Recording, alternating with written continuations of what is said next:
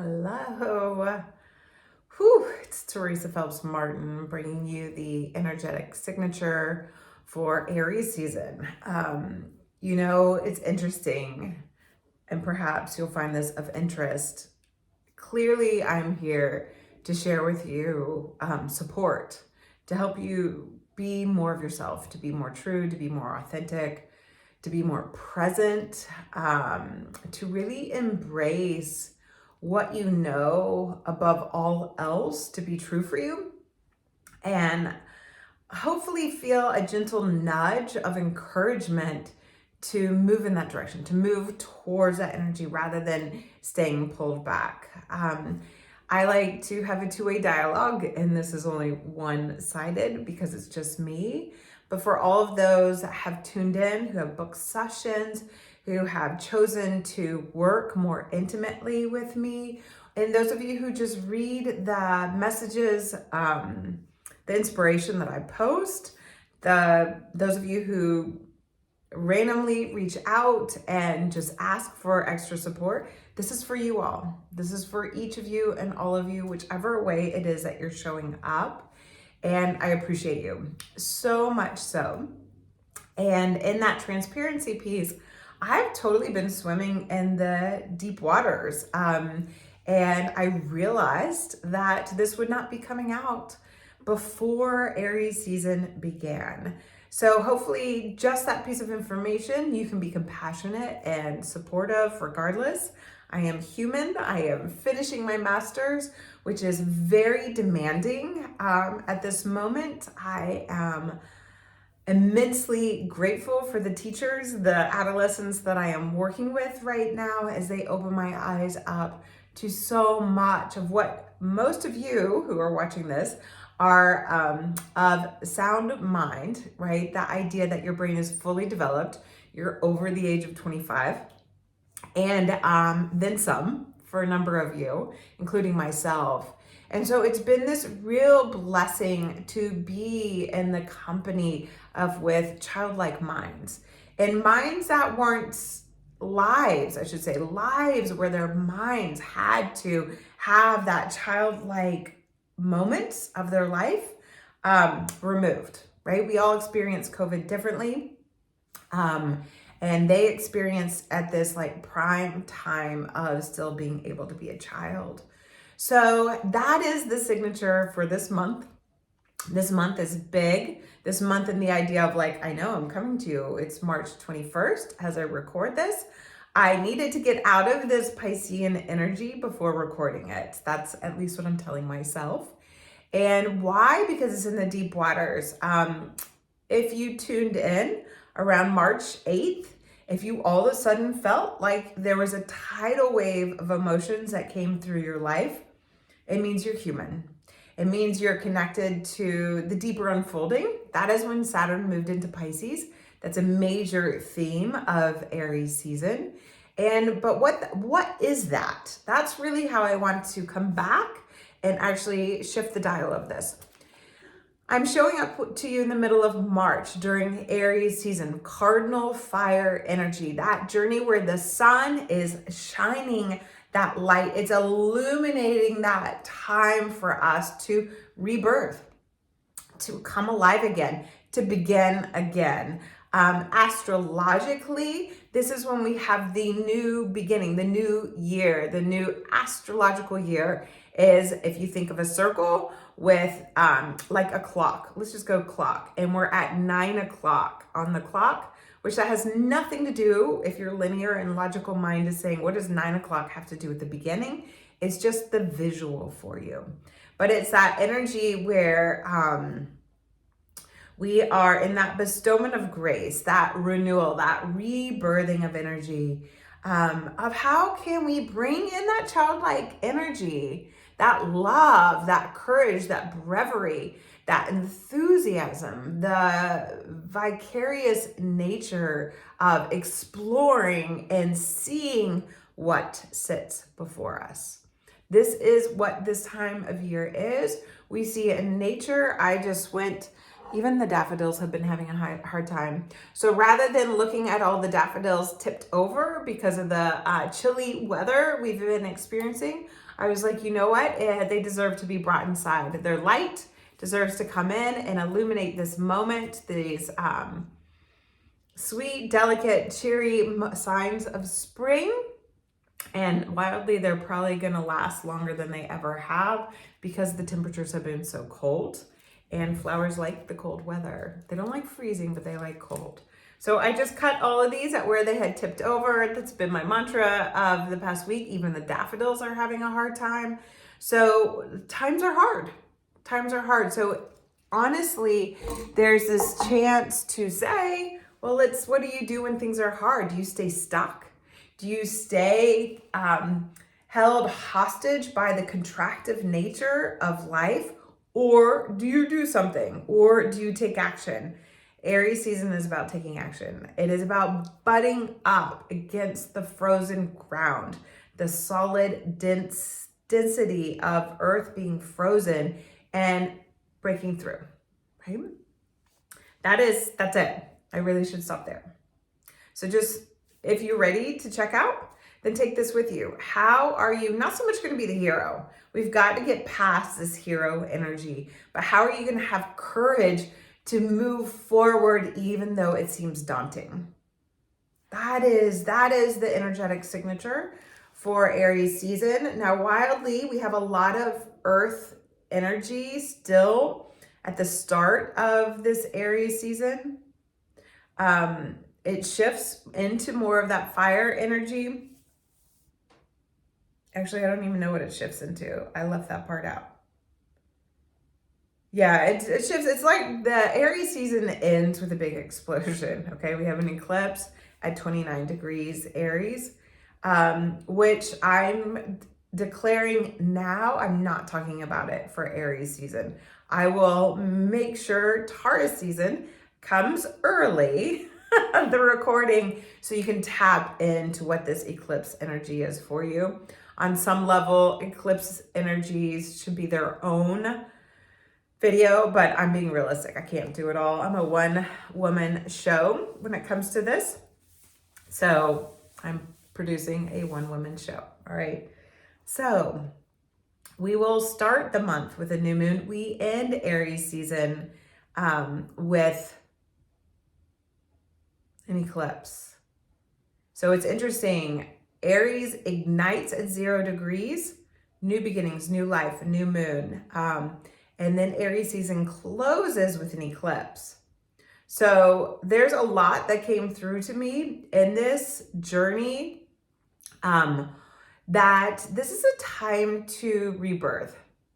What is it? Like if you're writing a new chapter, what do you have envisioned for the main character? They're going to need tools for the plot twists, for the moments where the story gets really hard and challenging. We all know a real good story means that there's hardship that the character overcomes, okay?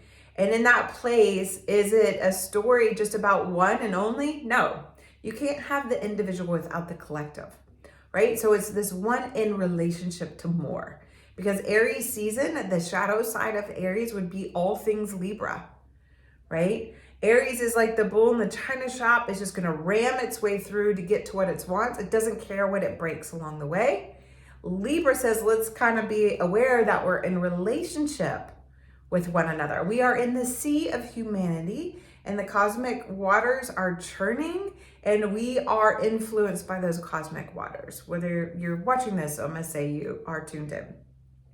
So we want to look to this axis, right? This relatable axis of the individual and in the soul person, the soul entity, and what it's in relationship with.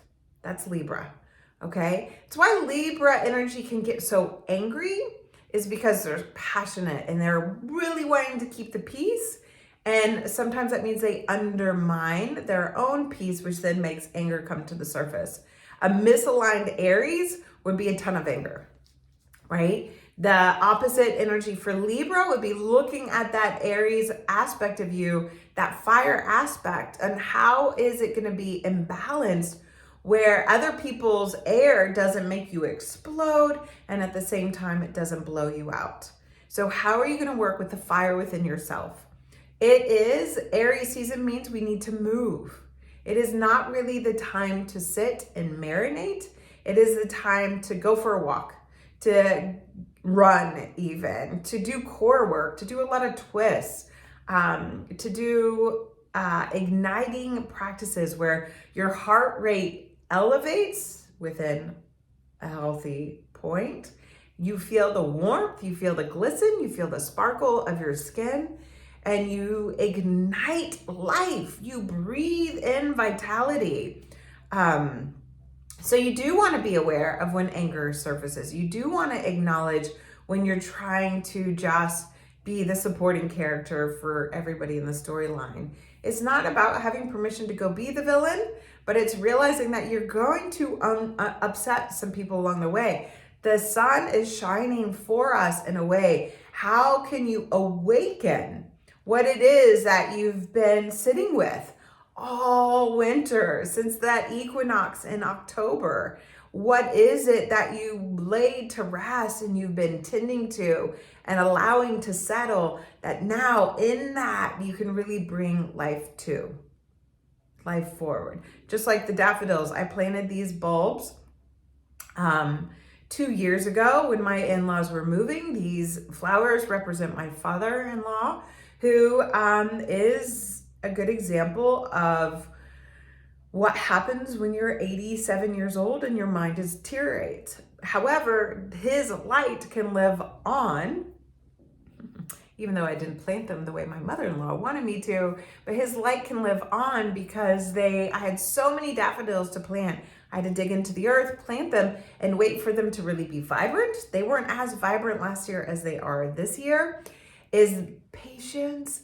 But now our whole periphery of our property is lined with these daffodils. So there's this energy of protection and renewal and promise. That is what Aries season is all about. So with that, how are you going to allow that to light you up? I really become electric this time of year. I love spring. And I love seeing the sun bust through the cold, dreary days. It lights me up in a very strong way. So you would look at your chart, okay? You would look at that chart that has those 12 spokes. And when I draw these out, I draw them out based on just the typical astrological zodiac, right? So Aries would be in the first house. For me, for my own chart, I'm Libra rising, so I literally just flip this the other way. So it's easy for me to find my way. I lead with relationship, connection, communication, authenticity, beauty, and I do the work. I have to learn how to not work so hard, right? So that's what this is reminding me of. Do I want these monthly signatures to be more for you? Yes. Is that actually in misalignment with everything else that matters in my life? Yes. I don't have that level of bandwidth right now. So you really do, you can, I'm saying do, you're invited to understand your own natal chart. Just look at the area in your chart where Aries takes up a lot of space. And what do you want to give birth to, right? For me, it's what do I want my work to be, right? Do I have dreams? Yes. Do I see those dreams starting to coalesce? Yes. Can I breathe fire into them? Yes. Am I going to make sure they explode? No, I don't want them to explode. I'm not in a place to handle a grand eruption. So be there. Be with that area of what, and maybe you're like, Teresa, I like listening to your guidance, but this is too much. Then forget it. Park the astrological side of it and just look at Aries season, Taurus season, that archetypal energy of the courageous, the brave, the vivacious, the voracious nature, right? Do warrior one, warrior two, warrior threes. Do revolved half moon pose, revolved side angle pose. Give yourself time in child's pose to curl your tongue and breathe out to cool the fire down, because sometimes it can be too much. Do things that wake the fire up. You might know well by now that I go straight to the solar plexus. Aries energy rules the head. Watch your head hitting things, okay? Note if your head is bumping things and you want to be mindful. The ruler of Aries energy is Mars. Mars is in Gemini. Mars is ready to drive forward. Being mindful. What in the past 6 months have you learned twice, maybe 3 times? I had something where I got stung and it triggered a lot. I call it that bitch ass bully energy, excuse my language, that came in and hit hard, like with a whip, it felt like. It stung for a long time, but I didn't fire up and blame or ignore. I allowed, I honored. One I know has to heal because it's inevitable. The other one, whatever, they've cut me out of their life. It's fine, it's distance, not worried about it. We don't really align on a lot of things. And so, but for both of them, both of those situations, including myself, I've held a momentary space in my meditation to send love.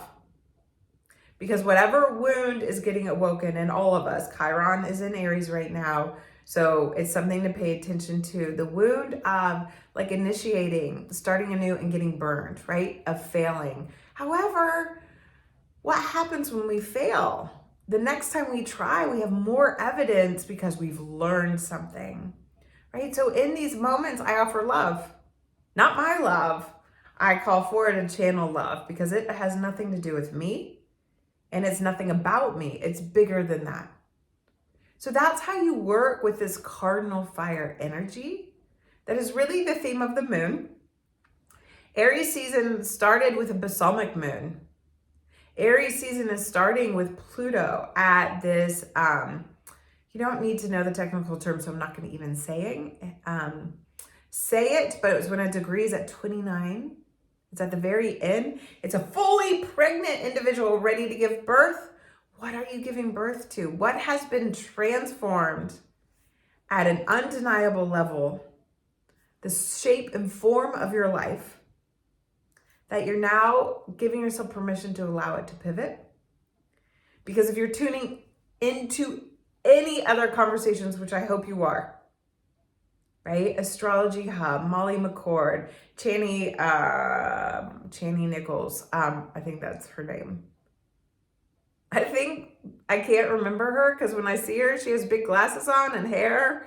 And I'm like, whoa, I'm nothing like her. But why is she bringing up something inside of me? So she's amazing. Not my go-to astrology source, though. I recommend listening to Ann Ortley, Rick Levine. I recommend Nightlight Astrology. I recommend listening to other voices. If you always watch the news, right? Let's say you always watch CNN. You always watch PBS, right? NPR, not PBS, NPR. You always watch Fox News. You are seeing such a narrow vision that you're missing out on the rest of the world. I don't watch the news because I'm a highly sensitive person, and it detonates me. It paralyzes me. It actually creates so much anger that I fizzle out. But I stay abreast of current events, and I take action where I know I can take action. So with that, like, you want to diversify your education, not so much that you're so broad, you see nothing.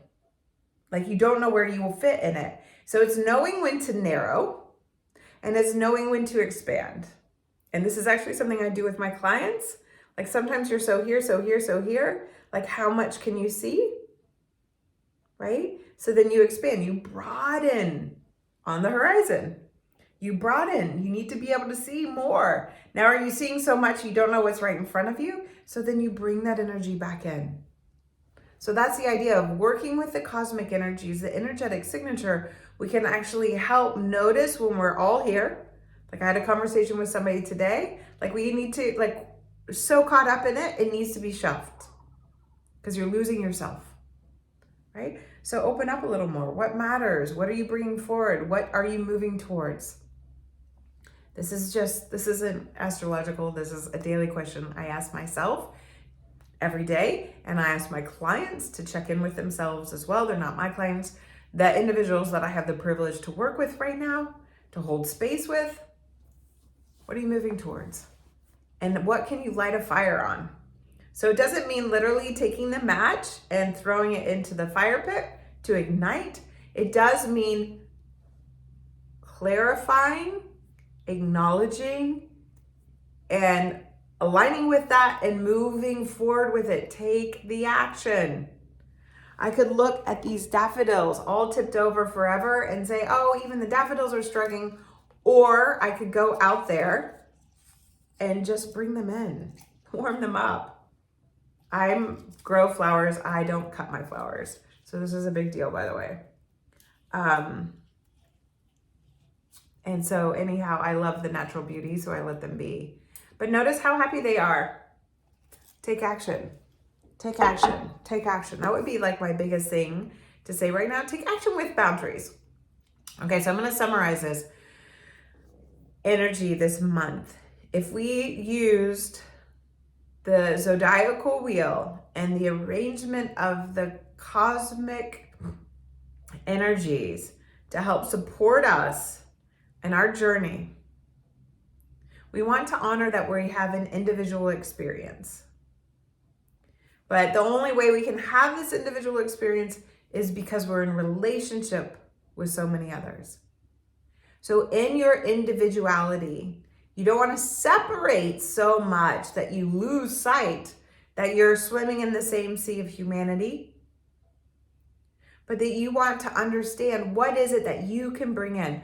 What is going to allow you to climb out of the trenches when you get knocked down? When that narrative, that story that you're telling, and the main character runs into hardship, what are you going to lean into? That's Aries. What are you going to ignite? Please don't be a fool. That's Aries energy too. But we have to be a little foolish because that's the only way we'll lighten up. Right? I know. That's it. There's always two sides. There's always a paradox. There's always two sides of the coin. If you looked at what's your greatest pain, I guarantee you it is what is also driving you forward. I mean, you can't separate them. They're forever woven. It's the divine unfolding of life. It's the ability to be a human with a soul. And so now what we're doing is we're letting that soul breathe vitality into the spark of our heart and come alive and shine, right? Come alive and shine, radiate, expand. So as the month unfolds, we actually start this month off with this idea of like, how are you going to sustain the abundance? How are you going to create the container? We have a lot of strong earth energy, which is where I started when I was talking about that, what has been transformed at a level that there's no going back. Like, it's not there anymore. It no longer exists for you, right? Like, let me take teaching yoga for a moment. I am officially calling myself a retired yoga teacher. My physical body, I am sitting cross-legged right now. I'm not exactly sure how I can do it. I'm going to barely be able to walk after I'm done recording this. Don't feel bad for me because I'm putting myself in this situation right now. I could totally sit differently, but I love to sit cross-legged. So I'm willing to sit with the discomfort in this moment, but I cannot get on the floor and get up with comfort right now. It is doing my soul and my truth a disservice. So by calling myself a retired yoga teacher doesn't mean it's over, right? Who else here is retired and you actually still find ways to work? All that bucket, that treasure chest of wisdom that I've culminated over 20 some years comes with me. But it's coming forward in a more accessible way to those who wouldn't access. It's helping me remember that I've said this before, yoga is the entry point. And in that way, what are we doing with the relationship within? This is how are you going to embody the abundance, the potential you contain? That would be the signature for this month. And how are you going to lead from this place? So we have a new moon in Aries happening on March 21st. That is at 0 degrees Aries. And then Aries season ends with an eclipse at 29 degrees Aries. So there's going to be a shift of energy at a level that is beyond our ability to control. You can be aware and co-create. Like I can be very much aware that the eclipse will ignite a chance to bring more beauty, but it ain't gonna be easy. So I can be aware of that and increase my practices, increase what allows for beauty.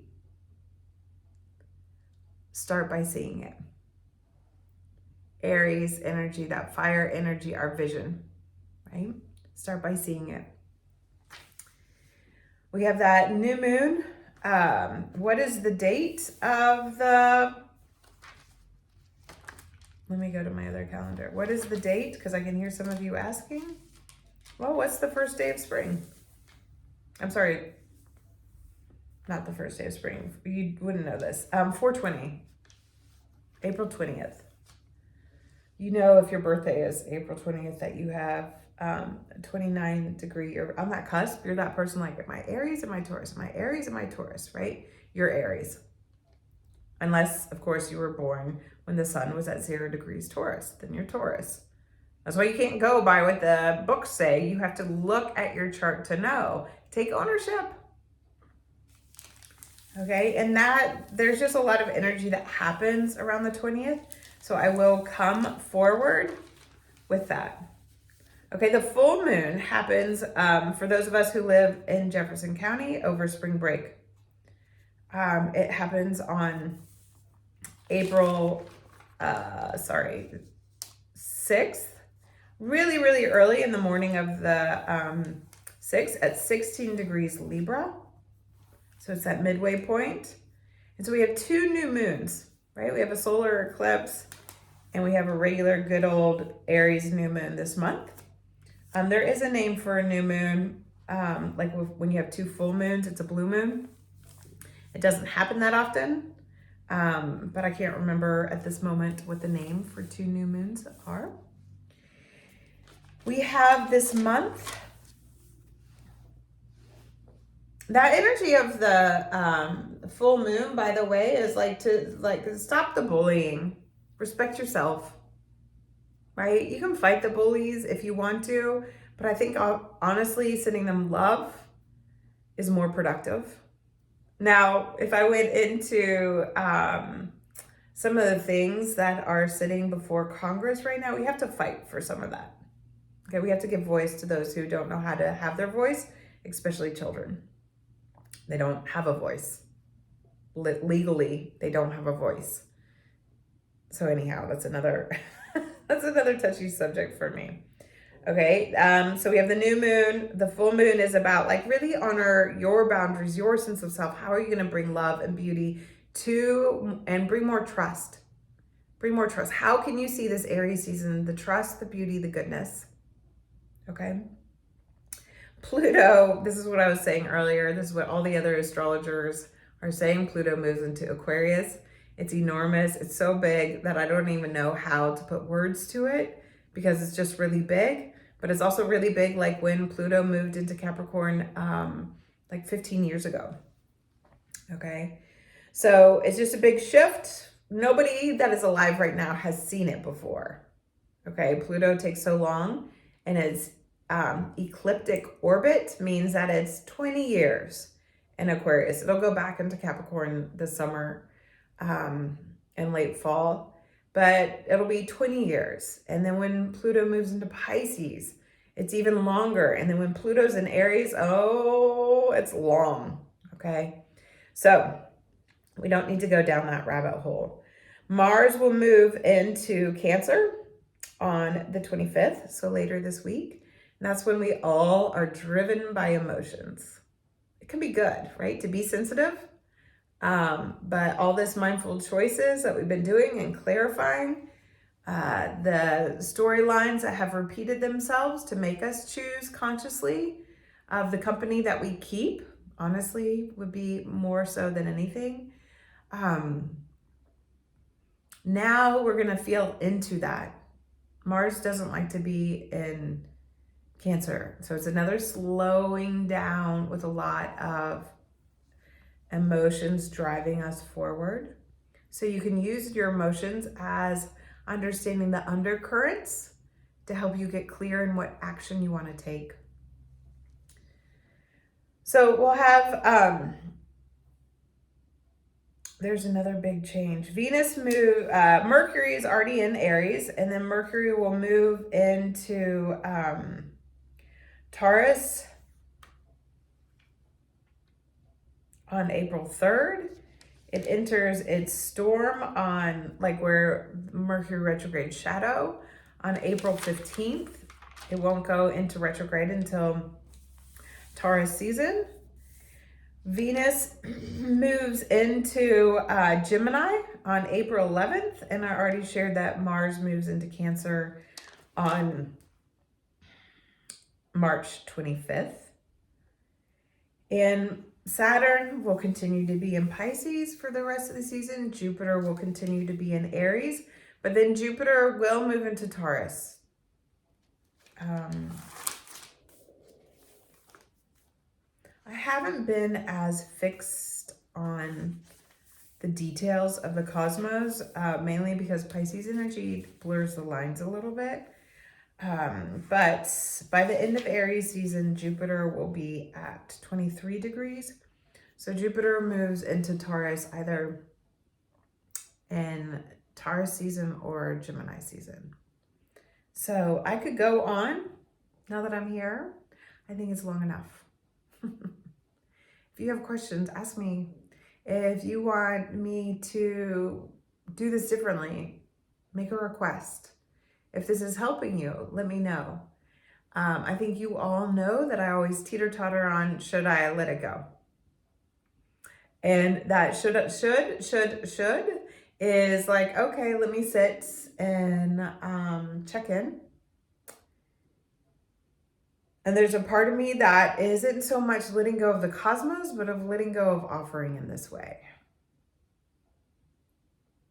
I really want you all to be able to have a tool that isn't commercialized and mainstream, but that is intimate and personal.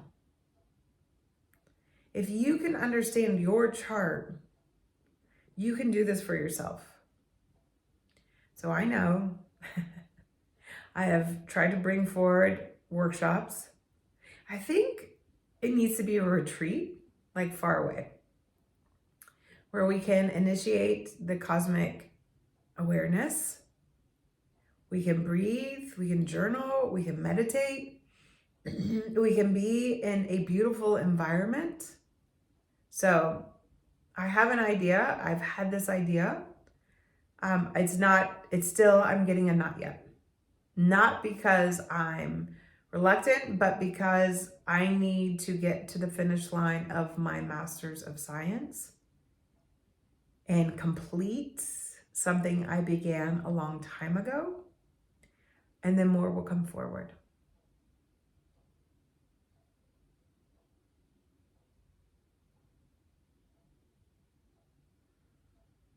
So with this new moon,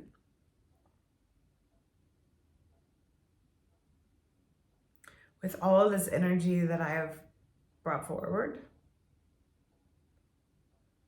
with where you are in your life right now, just bring your hands together, rub them together. You're going to interlace your fingers, thumbs up, and just bring them to your heart. Close your eyes.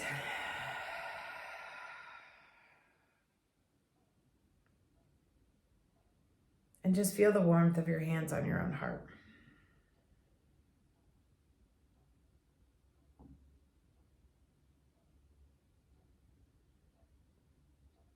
Wherever you are in your journey, know that you're not alone.